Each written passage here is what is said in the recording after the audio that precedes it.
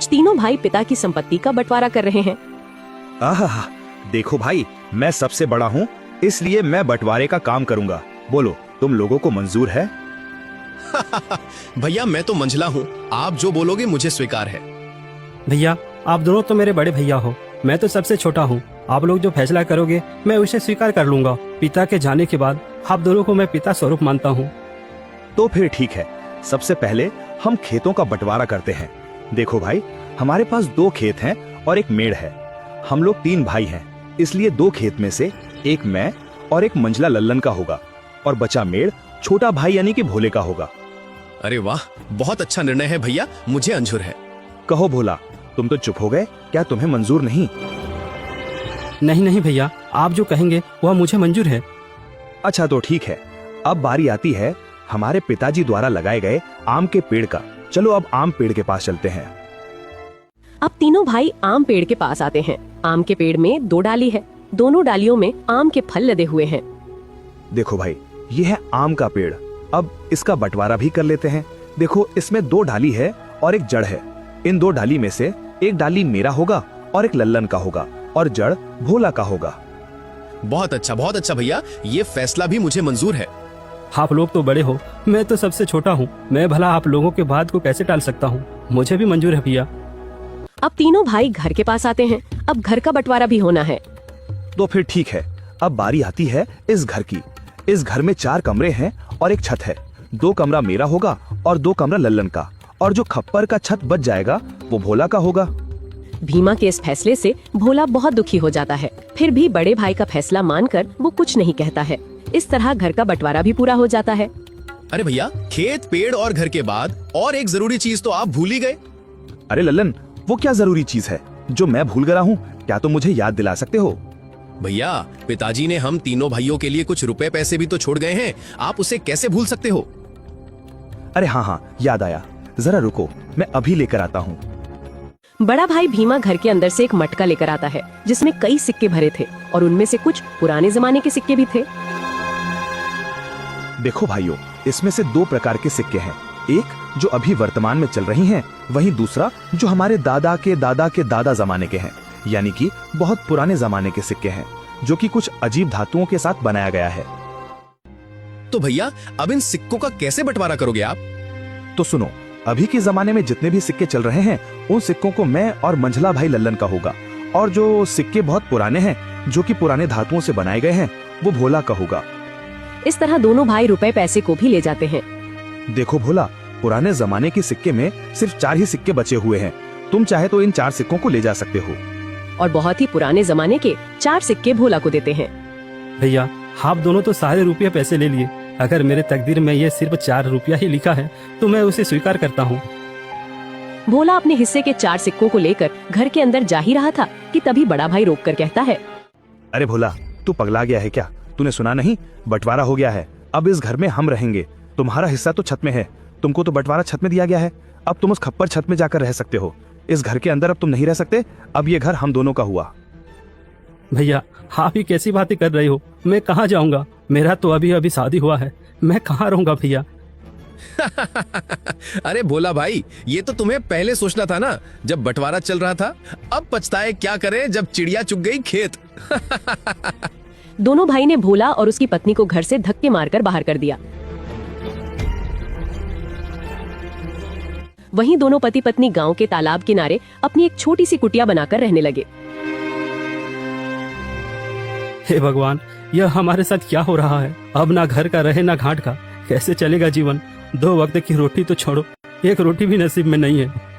अब रोते जाओ, जी भर के रोते रहो। अकल तो तुम्हारी घास चढ़ने गई थी, मेरी मती मारी गई थी जो मैंने तुम्हारे साथ विवाह किया। मेरी तो किस्मत ही खराब है। बड़े भाई बोलकर तुमने कुछ ज्यादा ही इज्जत दे दी। देख लिया नतीजा, अब भुगतो। पद्मा, वह दोनों मेरे बड़े भाई थे। अब बताओ भला मैं उनसे कैसे सवाल जवाब करता? अच्छा, तुम्हारे बड़े भाइयों ने तो अपने छोटे भाई के लिए कुछ नहीं सोचा? सब कुछ तो रख लिया। तुम्हारे हिस्से में क्या दिया है? खेत के नाम पर मेड़ दिया है और पेड़ के नाम पर जड़ दिया है, घर के नाम पर छत दिया है और पैसे के नाम पर ये आदम जमाने के 4 सिक्के दिए हैं। पद्मा, अब बस भी करो, और कितनी ताने मारोगी? अब छोड़ो उन बातों को। चलो छोड़ दिया, अब बताओ आगे का क्या? क्या करोगे, क्या खाओगे? कुछ बताओगे मुझे?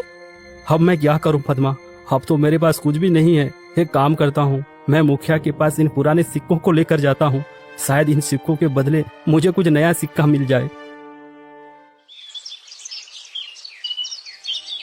भोला बड़ी उम्मीदें के साथ उन 4 सिक्कों को लेकर मुखिया के पास जाता है। अरे भोला, तुम यहाँ? बताओ कैसे आना हुआ? मुखिया जी, मेरे पास ये सिर्फ 4 सिक्के ही हैं। क्या आप इन सिक्के के बदले मुझे कुछ नए सिक्के दे सकते हैं? अरे भोला, ये सिक्के बेकार हैं, अब ये चलन में नहीं रहा। भला तुम्हें इन सिक्कों के बदले कौन पैसे देगा? सच में तुम बहुत भोला हो। अब मैं क्या करूं? हे भगवान, मैं तो बर्बाद हो गया, मेरा सब कुछ लुट गया। अब देखो भोला, मैंने भी तुम तीनों भाइयों के बंटवारे की बात सुनी है। सुनकर बहुत बुरा लगा। दोनों भाइयों ने तो सब कुछ ले लिया और बदले में तुम्हें कुछ नहीं दिया। ऊपर से उन निर्दयी भाइयों ने तुम्हें घर से भगा भी दिया। हे भगवान, ऐसा भाई तो दुश्मनों को भी ना मिले। अभी क्या करूं मुखिया जी? लगता है मेरी तकदीर में कुछ नहीं है, मेरा मर जाना ही ठीक है। तुम्हारी दुख मुझे देखा नहीं जाता भोला, पता नहीं क्यों। वैसे तो मैं किसी के ऊपर दया नहीं करता, फिर भी तुम्हारा दुख देखकर मेरे जैसे कठोर दिल भी आज पिघल गया। एक काम करो भोला, कल से तुम और तुम्हारी पत्नी मेरे खेतों पर काम करो।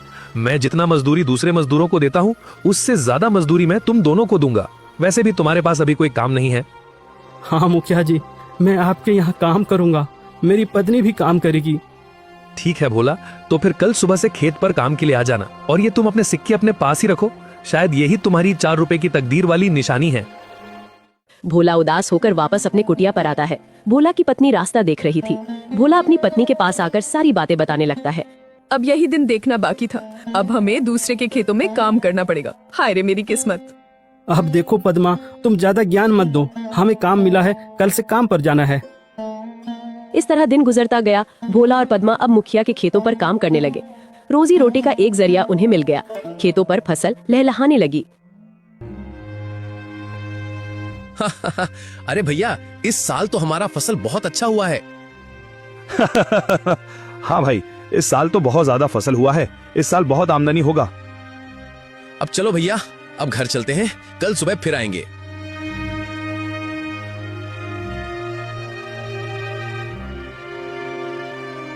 अरे पद्मा, देखो सुबह से दोपहर हो गया है, खाने का वक्त आ गया है, चलो कुछ खा लेते हैं। वैसे आज खाने में क्या है पद्मा?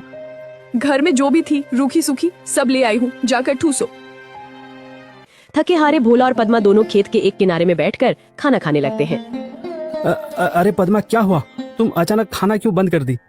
नहीं नहीं, कुछ नहीं, मैं तो बस ऐसे ही कुछ सोच रही थी। क्यों पद्मा, क्या हुआ? बताओ भी। देखो ना, हम कितना काम करते हैं सुबह से लेकर शाम तक। ऐसा कब तक चलेगा? क्या तुम्हें नहीं लगता कि हमारा कोई संतान भी हो जो बुढ़ापे में हमारा सहारा हो? हाँ पद्मा, बार बार मैं भी यही सोचता हूँ, पर क्या करें, यह सब हमारे हाथ में नहीं, यह तो ऊपर वालों के हाथ में है। पता नहीं किस जन्म की सजा भुगत रही हूँ। भगवान ने तो हमसे मुंह मोड़ लिया है। बेघर होकर हम भटक रहे हैं। हमारे भाग्य में कुछ नहीं, न कोई संतान, न कोई जमीन जायदाद। हाँ पद्मा, अब तो भगवान पर भी भरोसा उठने लगा है। भोला और पद्मा दोनों बातें कर ही रहे थे कि तभी वहाँ अचानक एक चिड़िया आकर बैठ जाती है। अरे अरे, ये देखो तो, यह तो एक चिड़िया है, हमारे पास ही आकर बैठ गई। लगता है इसे भूख लगी है, हमें इसे कुछ खाने को देना चाहिए। हाँ पद्मा, तुम इसे कुछ खिला दो, शायद भूख के मारे यहाँ आ गया होगा। पद्मा ने उस चिड़िया को कुछ चावल देती है। चिड़िया कुछ देर पद्मा को देखती रहती है, फिर चिड़िया उस चावल को खाकर उड़ जाती है। अब चलो पद्मा, घर चलते हैं, शाम भी हो रहा है। भोला और पद्मा दोनों खेतों पर काम करने के बाद अपना कुटिया पर चले जाते हैं।